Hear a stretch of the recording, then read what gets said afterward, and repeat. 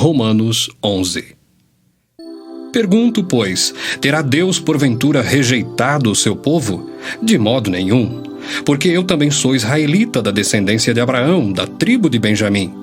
Deus não rejeitou o seu povo, a quem de antemão conheceu.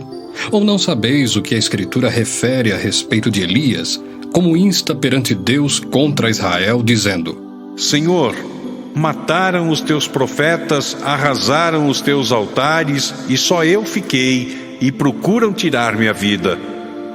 Que lhe disse, porém, a resposta divina? Reservei para mim 7.000 homens que não dobraram os joelhos diante de Baal. Assim, pois, também agora, no tempo de hoje, sobrevive um remanescente segundo a eleição da graça. E se é pela graça, já não é pelas obras. Do contrário, a graça já não é graça. Que diremos, pois? O que Israel busca, isso não conseguiu, mas a eleição o alcançou, e os mais foram endurecidos, como está escrito: Deus lhes deu espírito de entorpecimento, olhos para não ver e ouvidos para não ouvir, até ao dia de hoje. E diz Davi: Torne-se-lhes a mesa em laço e armadilha, em tropeço e punição. Escureçam-se-lhes os olhos, para que não vejam, e fiquem para sempre encurvadas as suas costas. Pergunto, pois, porventura tropeçaram para que caíssem? De modo nenhum. Mas pela sua transgressão veio a salvação aos gentios, para pô-los em ciúmes. Ora, se a transgressão deles redundou em riqueza para o mundo, e o seu abatimento em riqueza para os gentios, quanto mais a sua plenitude. Dirijo-me a vós outros que sois gentios. Visto, pois, que eu sou apóstolo dos gentios, glorifico o meu ministério, para ver se de algum modo posso incitar à emulação os do meu povo e salvar alguns deles. Porque se o fato de terem sido eles rejeitados trouxe reconciliação ao mundo, que será o seu restabelecimento senão vida dentre os mortos? E se forem santas as primícias da massa, igualmente o será a sua totalidade. Se for santa a raiz, também os ramos o serão.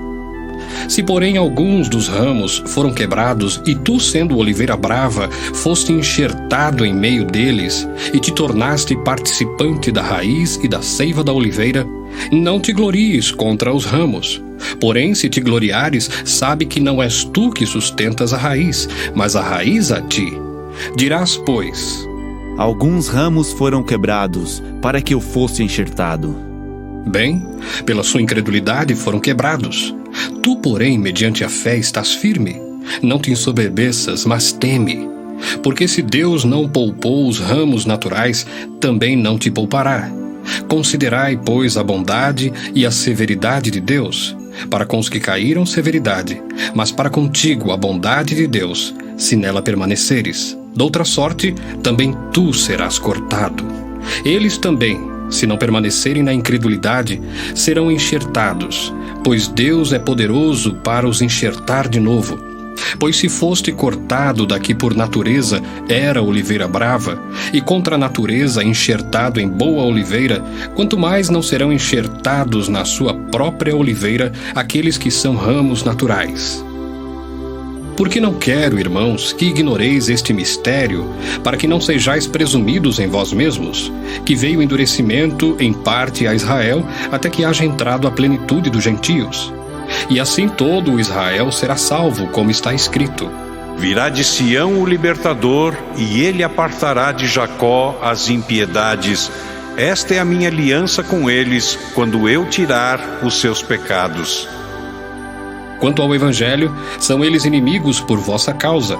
Quanto, porém, à eleição, amados por causa dos patriarcas. Porque os dons e a vocação de Deus são irrevogáveis. Porque assim como vós também outrora fostes desobedientes a Deus, mas agora alcançastes misericórdia à vista da desobediência deles, assim também estes agora foram desobedientes, para que igualmente eles alcancem misericórdia à vista da que vos foi concedida. Porque Deus a todos encerrou na desobediência, a fim de usar de misericórdia para com todos.